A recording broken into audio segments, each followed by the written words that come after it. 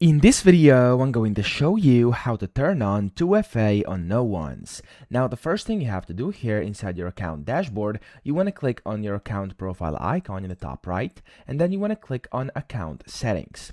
When you do this over here, you're going to be presented with the settings here on the website, and what you want to do next is click on the security part over here, which is the fourth tab.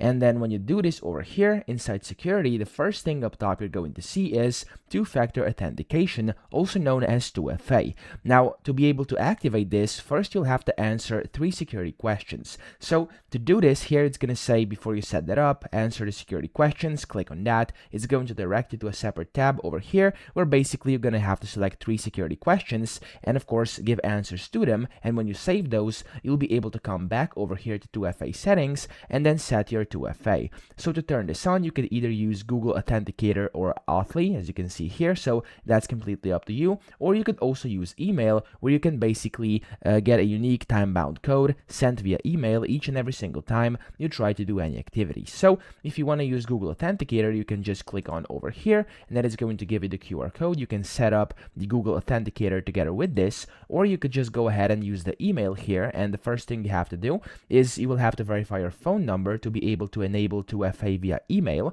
So click on verify now over here and then verify your phone number, and of course after that you can just go ahead and enable 2FA via email, and then using the email you actually signed up with, you'll be receiving the codes over there. So those are the 2 ways to enable 2FA. I hope this video helped you out. If it did, please subscribe to the channel and help me out as well.